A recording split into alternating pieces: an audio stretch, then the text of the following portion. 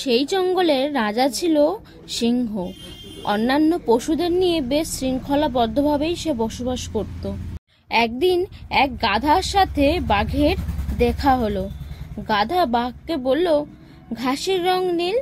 বাঘ বলল, না, ঘাসের রং সবুজ। কিছুক্ষণের মধ্যেই দুজনের মধ্যে তুমুল তর্ক লেগে গেল।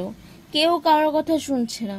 অবশেষে তারা জঙ্গলের রাজা সিংহের কাছে বিচারের জন্য উপস্থিত হলো। রাজদরবারে সিংহের কাছে পৌঁছানোর আগেই গাধা ডাক ছাড়তে শুরু করে দিল, মহারাজ, মহারাজ, আপনিই বলুন ঘাসের রং নীল কিনা। সিংহ বলল, হ্যাঁ, ঘাসের রং নীল।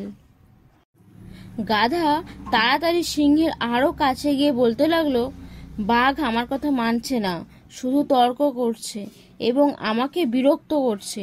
ওকে শাস্তি দিন মহারাজ। সিংহ তখন ঘোষণা করলো, বাঘ 5 বছর কোনো কথা বলতে পারবে না, এটাই তার শাস্তি। গাধা খুশিতে লাফাতে লাগলো এবং বলতে বলতে চলে গেল, ঘাসের রং নীল, ঘাসের রং নীল। বাঘ বাধ্য শাস্তি মেনে নিল, কিন্তু সিংহকে জিজ্ঞেস করলো, মহারাজ, ঘাসের রং তো সত্যিই সবুজ, তবে আপনি আমায় শাস্তি দিলেন কেন? সিংহ বলল, ঠিক, ঘাসের রং সবুজ।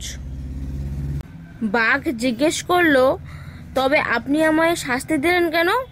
সিংহ বলল, তবে শোনো, তোমাকে শাস্তি দেওয়ার সাথে ঘাসের রং সবুজ না নীল সেই প্রশ্নের কোনো সম্পর্ক নেই। তোমাকে শাস্তি দিয়েছি কারণ হলো তোমার মতো একজন সাহসী বুদ্ধিমান প্রাণী একটা গাধার সাথে তর্ক করে সময় নষ্ট করেছো এবং এরকম একটা সামান্য কারণে আমার কাছে এসে আমার সময় নষ্ট করেছো। আমরা এই গল্প থেকে যে শিক্ষা পাই তা হলো, মূর্খের সাথে কখনো তর্কে যেতে নেই।